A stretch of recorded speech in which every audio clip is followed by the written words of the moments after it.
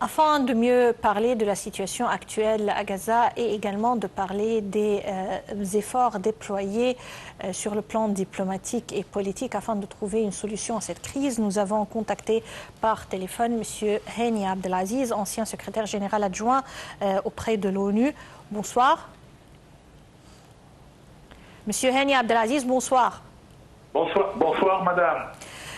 Monsieur Hani Abdelaziz, je veux commencer avec une déclaration de la part d'une des victimes de Gaza qui dit « Être vivante aujourd'hui est un miracle ». Et c'est vrai que pour les Palestiniens qui se trouvent dans la bande de Gaza aujourd'hui, c'est par miracle qu'ils sont toujours vivants puisque ni électricité, ni eau potable, ni médicaments, rien que les bombardements. Toutefois, la conscience internationale ne fonctionne plus. On a vu également aujourd'hui une séance du Conseil de sécurité parlant de la situation actuelle à Gaza, uniquement des paroles, pas d'action. Selon vous, quand est-ce que le monde va bouger, va être mobilisé pour venir au secours de ces victimes? Le monde ne bougera pas, madame. Malheureusement.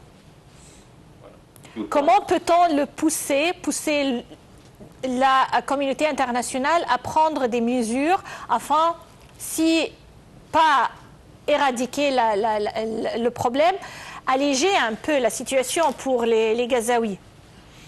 Je vais rappeler une déclaration du général de Gaulle lorsqu'il est allé visiter l'Union soviétique et rencontrer Staline, ce qui a largement fâché, par exemple, la Grande-Bretagne et Churchill.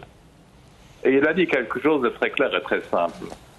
Les pays n'ont pas d'amis, ils ont des intérêts. Oui. Et tant que le monde est contrôlé et monopolaire par l'hégémonie occidentale, les États-Unis et les pays européens, que j'appelle des pays vassaux, parce qu'ils suivent aveuglément ce que Washington leur dit, il n'y aura pas de changement. Vous dites que la situation, comment elle va changer aujourd'hui? Madame, la situation, elle existe depuis 1897 et bien avant. Oui. Les Juifs ont été persécutés en Europe par les Européens. Ils ont voulu se débarrasser de ce fardeau en les envoyant soit en Palestine, ils leur ont proposé même l'Argentine, l'Ouganda et je pense un quatrième pays. Et donc, vous savez, le monde est une jungle. Oui. Et ce n'est pas qu'il l'est devenu, il l'a toujours été, et c'est au plus fort. Et le plus fort aujourd'hui impose, fait ce qu'il faut dans l'impunité totale de la part de la communauté internationale et le droit de veto du Conseil de sécurité et des Nations Unies, qui a perdu tout pouvoir moral d'intervenir pour maintenir la paix et la sécurité internationale. Oui. Si on parle intérêt, M. Hani Abdelaziz, il faut dire également que logiquement, l'économie israélienne est affectée puisque la vie est arrêtée pour les membres de l'armée et des réserves de l'armée israélienne qui ont quitté leurs travaux pour joindre l'armée israélienne au cours de ces opérations. Également, toute la région est menacée. Le tourisme est presque arrêté. Il y a des menaces dans le bassin de la Méditerranée et également dans la mer Rouge. Alors, même Israël souffre à cause de cette décision de continuer cette guerre atroce contre Gaza. Madame, tout est relatif. Tout est relatif. Oui, il y a peut-être un impact négatif sur la société et l'économie israélienne, mais n'oubliez pas qu'ils ont derrière eux toute la diaspora juive aux États-Unis, en Europe, etc., le contrôle qu'ils ont sur les médias internationaux et sur les finances internationales. Donc, leurs réserves sont très importantes. Donc, il faut tout relativiser. Les difficultés passagères que l'État d'Israël subit sont totalement incomparables avec les difficultés économiques et financières d'autres pays de la région. Je ne peux pas être plus clair. Oui. Et quand on parle de cette situation actuelle, on réfléchit également que oui, il y a des aides fournies par exemple par l'Égypte. Il y a également un hôpital qui a été fondé et créé au Nord Sinaï. Mais on réfléchit à toute cette situation de ruines à Gaza, le coût de toutes ces ruines et de la reconstruction. Si on parle, je crois que c'est un peu prématuré, mais si on parle de qui va financer toute cette reconstruction, qui vous avez en tête? Madame, permettez-moi de vous interrompre, c'est très clair. Gaza a été détruite plusieurs fois, peut-être pas aussi à ce point d'aujourd'hui, mais c'est toujours été les Émirats arabes et l'Arabie saoudite qui ont financé la reconstruction, et je ne m'attends pas du tout à ce que ce soit Israël ou les États-Unis qui vont aller le faire. Les États-Unis et la majorité des pays d'Europe occidentale ont suspendu leur aide à l'UNRWA, qui est l'agence internationale des Nations Unies pour la protection et l'assistance aux réfugiés palestiniens.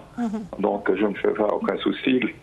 Les Émirats arabes sont là, ils ont des intérêts dans la région. Également, je vais consacrer une partie de mon programme aujourd'hui afin de parler de ce dossier de l'UNRWA, mais je saisis l'occasion pour vous poser une question concernant ce volet-là. Puisque l'UNRWA est parmi les rares organisations qui travaillent sur le terrain pour venir à l'aide des Palestiniens. Avec des accusations pareilles, l'arrêt total ou presque total de ces activités dans la bande de Gaza, c'est vraiment une situation qui ne peut pas être une situation humaine du tout. Et on voit plusieurs pays qui suivent les pas des États-Unis, même sans attendre les résultats des enquêtes. Madame, avec tout le respect que je vous dois, ne me parlez pas, s'il vous plaît, de justice, d'équité, etc. Alors, qu'est-ce qu'on va faire, M. Hani Abdelaziz? Est-ce qu'on va vraiment baisser les drapeaux dès maintenant? Si les États arabes du Golfe voulaient faire quelque chose, ils auraient fait déjà un embargo sur le pétrole aux pays qui assistent militairement Israël dans les massacres et les génocides qui est en train de se dérouler. Les bombes qui tombent sur Gaza sont des bombes américaines, françaises, allemandes, anglaises, etc. D'accord? Ces pays sont vulnérables au niveau du pétrole. Je dis un exemple. Il pourrait y en avoir 10 autres exemples de moyens de pression pour arrêter cette tuerie, ce massacre collectif. Oui. Alors ça pourrait être une solution, c'est vrai. Je sais que vous, madame, je sais que vous êtes une télévision d'État. Je comprends tout à fait votre position. Mais moi, je suis un homme libre. Je dois dire ce que je pense. Et je pense que les États arabes n'ont pas, et les États islamiques n'ont pas bougé. Aussi simple que cela. Alors ça, quand vous l'avez mentionné, c'est votre opinion, on le respecte bien sûr.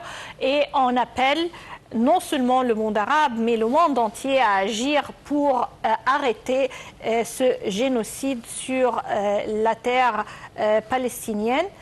En attendant de voir ça se réaliser, je vous remercie infiniment, Monsieur Hani Abdelaziz. Vous êtes ancien secrétaire général adjoint de l'ONU.